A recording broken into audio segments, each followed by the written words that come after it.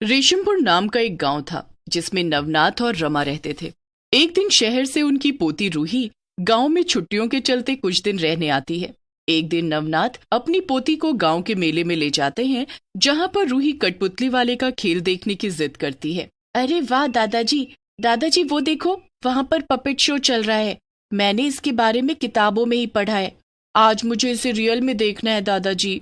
अरे रूही बिटिया, वो कठपुतली वाला है और उसका तमाशा चल रहा है। चलो, अगर तुम्हें उसका खेल देखने की इतनी ही इच्छा है तो हम दोनों साथ में जाकर देखेंगे। बचपन में मुझे भी कठपुतली का नाच देखना बड़ा पसंद था। ऐसी बात है क्या दादाजी? फिर तो और मजा आएगा। ये नाथ वो कठपुतली का नाच देखने जाते हैं और रूही खूब मजे लेती है और खुश होती है। अगले दिन जब वो गांव में खेलने निकलती है, तभी वो उसी मैदान में आती है जहां पिछली रात मेला लगा था। आज वो मैदान एकदम सुनसान सन्नाटे से भरा हुआ था, मानो कल उसमें जान थी और आज वो बेजान हो चुका हो। कल ये मैदान कितना जगमगा रहा था और आज आज कितना खाली और सुनसान हो गया है। अरे वो तो एक कठपुतली है। रूही को उस मैदान में एक कठपुतली जमीन पर पड़ी हुई दिखाई देती है। वो उसे उठाकर देखती है और बहुत खुश होती है। वाह, ये कठपुतली तो मेरी डॉल से भी ज्यादा सुंदर है। कल मुझे उस कठपुतली वाले अंकल से एक कठपुतली लेने का मन था, लेकिन मैं उस भीड़ में उनसे नहीं मांग पाई। लेकिन अब मुझे कठपुतली मिल चुकी है और अब मैं इसे अपने साथ ही रखूंगी हर वक्त। रूही बड़े ही प्यार से उस कठपुतली को घर पर ले आती है और अपने पास ही रखती है। अरे रूही बिटिया, अब खाना खाते समय तो इसे बगल में रखो। कब तक इसे अपनी गोदी में लेकर घूमती रहोगी लाडो? दादी जी, ये मेरी जान बन चुकी है। मुझे ये बहुत पसंद है और अब मैं इसे खाना खिलाऊंगी। खाएगी ना तू चिंकी? चिंकी? ये चिंकी कौन है बिटिया रानी? चिंकी इसका नाम है, मैंने रखा है दादाजी। लेकिन उस रात जब रमा को अचानक से प्यास लगती है, तब वो पानी पीने उठती है और देखती है कि रूही की लाई हुई कठपुतली कमरे में चल फिर रही है। और ये सब देखकर रमा के होश उड़ जाते हैं। ये क्या, ये कैसे हो सकता है? इसका मतलब ये कठपुतली कोई साधारण कठपुतली नहीं है। नहीं, तुमने मुझे मेरे रूप में देख लिया। अब तुम्हें मरना होगा। रूही जाओ, अपनी दादी को मार दो। ठीक है चिंकी, अब मैं तुम्हारी कठपुतली बन चुकी हूँ और तुम जैसा बोलोगी मैं वैसे करूंगी। ये हुई ना बात। रूही पूरी तरह उस भूतिया कठपुतली के द्वारा सम्मोहित हो चुकी थी, या यूं कहो कि एक प्रकार से वो उसकी ही कठपुतली बन चुकी थी। जैसे वो रूही को नचा रही थी, वैसे ही रूही उसके इशारों पर नाच रही थी। रूही अपनी ही दादी को मार देती है और अगले दिन नवनाथ को लगता है कि रमा को सिर पर चोट लगने से वो मरी है, जबकि रूही ने ही उसका सिर फोड़ा होता है। ये क्या हो गया रमा तुम्हें? तुम मुझे छोड़कर नहीं जा सकती हो रमा। ओ रमा, आंखें खोलो ना अपनी रमा। रमा, रूही बिटिया, तुम्हारी दीदी नहीं रही। संभालिए अपने आप को दादाजी, मैं हूं ना। अब रमा की मौत के बाद नवनाथ पूरी तरह टूट चुका था। वो ना तो कुछ ठीक से खाता न ठीक से पीता, जिस कारण उसकी तबीयत भी खराब सी रहने लगती है। एक दिन जब वो घर की सफाई करके कठपुतली चिंकी को दूसरे कमरे में रखता है, तब वो बाद में देखता है कि वो फिर से उसी कमरे में वापस रखी हुई है जहां से उसने उसे उठाया था। अरे, ये कैसे हो सकता है? मैंने इस कठपुतली को अभी दूसरे कमरे में रखा था, लेकिन ये वहां से यहाँ कैसे आ गई फिर से?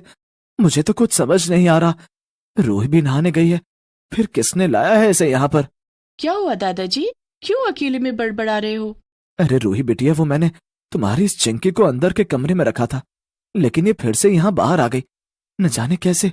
ओफो दादाजी, आपको पता नहीं क्या, चिंकी चल फिर और बोल भी सकती है। क्या? ये तुम क्या कह रही हो बिटिया? डर गए ना आप? अरे दादाजी, मैं तो मजाक कर रही थी। अब आप ही बताइए, भला कोई कठपुतली एक जगह से दूसरी जगह चलकर जा सकती है क्या? नहीं ना, आप ही इसे फिर से यहाँ पर रखकर भूल गए होंगे। आपकी उम्र भी हो गई है और दादी जी के जाने के बाद आप थोड़े खोए खोए से भी हो। अब गांव में अचानक से सरपंच के परिवार में पिछले कुछ दिनों से किसी न किसी की मौत होने लगती है और ये खबर पूरे गांव में फैल जाती है। क्या बात कर रहे हो तुम? सरपंच के परिवार से लोग मर रहे हैं? लेकिन कैसे? पता नहीं नवनाथ, लेकिन पिछले कुछ दिनों से ये सब हो रहा है। अभी तक आधा परिवार मर चुका है। कैसे मरे, किसने मारा, ये सब उन्हें भी नहीं पता। इतनी रहस्यमयी मौत हुई है उन लोगों की। क्या? अरे बाप रे, ये मामला तो काफी गंभीर लग रहा है। हाँ नवनाथ, मुझे तो लगता है कि किसी से दुश्मनी है सरपंच की, और वो दुश्मन ही ये सब कर रहा है। हाँ हाँ, ये भी हो सकता है। खैर, हमें क्या करना है, हमें अपने काम से काम रखना चाहिए। एक शाम जब रूही घर पर नहीं आती तभी नवनाथ घबरा जाता है। अरे, ये रूही बिटिया कहाँ रह गई? 3 बजे की खेलने गई है, अभी तक घर वापस नहीं लौटी। कहीं कुछ हुआ तो नहीं उसके साथ? नहीं नहीं, शुभ शुभ बोल नवनाथ, भगवान मेरी पोती को सही सलामत रखे। फिर कहाँ गई होगी रूही? चिंताग्रस्त और परेशान नवनाथ रूही को पूरे गांव में ढूंढने लगता है, लेकिन वो उसे कहीं नहीं मिलती। इसलिए वो थक हार कर घर लौट आता है। तभी उसे रूही कमरे में सोई हुई दिखाई देती है और उसकी कठपुतली उसके साथ सोई होती है। नवनाथ घर के अंदर जाता है, तभी वो देखता है कि अभी वो कठपुतली खिड़की में जाकर बैठी है, और ये देखकर उसकी आंखें फटी की फटी रह जाती हैं। ये कैसे हो सकता है?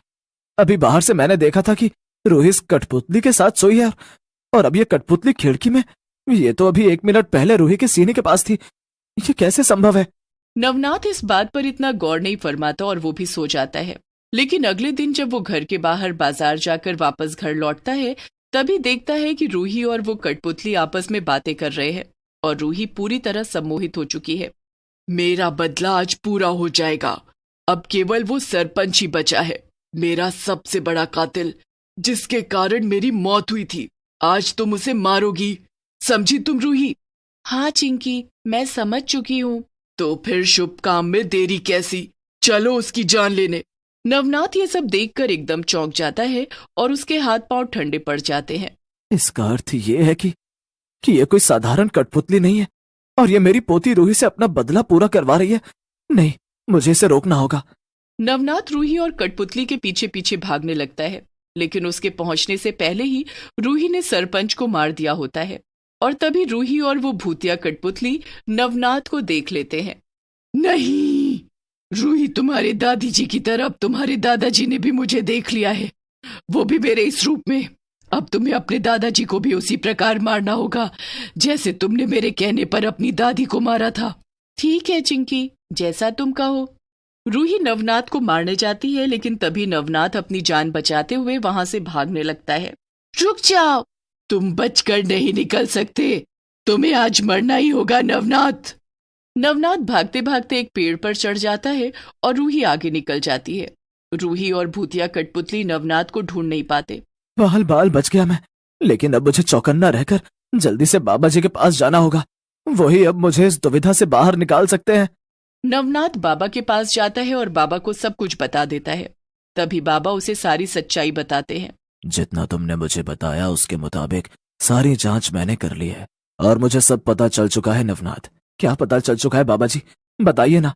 ये बात कई सालों पहले की है। हमारे गांव में एक छोटी लड़की थी जिसने सरपंच और उसके परिवार वालों को सोने और हीरे की तस्करी करते हुए पकड़ लिया, और तभी उस लड़की को यह भी पता चला कि सरपंच ने ही उसके माता पिता को मारकर उनके पैसे लिए हैं।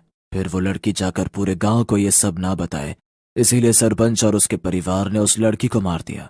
लेकिन उस लड़की के मरने के बाद उसकी आत्मा उसके साथ हमेशा रहने वाली कठपुतली में कैद हो गई, और उसी कठपुतली को तुम्हारी पोती रूही मेले के मैदान से उठा लाई। क्या? हाँ नवनाथ, और अब उस कठपुतली ने रूही को अपनी कठपुतली बना दिया है, और वो रूही को सम्मोहित करके उसके जरिए अपना बदला ले चुकी है, और अब वो रूही के साथ रहकर ही सारे इंसानों को भी परेशान करेगी। तुम्हारी बीवी रमा ने कठपुतली को बोलते हुए देख लिया था, इसीलिए कठपुतली के आदेश को सुनकर रूही ने रमा की जान ले ली, और अब वो तुम्हारी भी लेगी, क्योंकि तुमने भी उस कठपुतली को उसके भूतिया रूप में देख लिया है। क्या? नहीं नहीं, ऐसा नहीं हो सकता। कुछ तो उपाय बताइए बाबा जी, मुझे खुद को और अपनी पोती को उस भूतिया कठपुतली के जाल से बाहर निकलना है। उसके लिए मात्र एक उपाय है कि तुम शिव जी के भभूत को अपने माथे पर लगा लो और रात भर उनका नाम जपो, जिसके बाद तुम पर कोई बुरी शक्ति वार नहीं कर पाएगी। क्या? सच में? नवनाथ ने वही किया जो बाबा ने कहा, और अगले दिन जब वो घर गया तभी रूही उस पर वार करने आई, लेकिन वो उस पर वार ही नहीं कर सकी, और बदले में वो भूतिया कठपुतली ही जलने लगी और सम्मोहित हुई रूही अब इतने दिनों बाद अपने होश में लौट आई। छोड़ूंगी नहीं, मैं तुम्हें नहीं छोड़ूंगी। रूही और नवनाथ दोनों उस दिन के बाद गांव छोड़कर शहर चले जाते हैं और वहीं रहने लगे।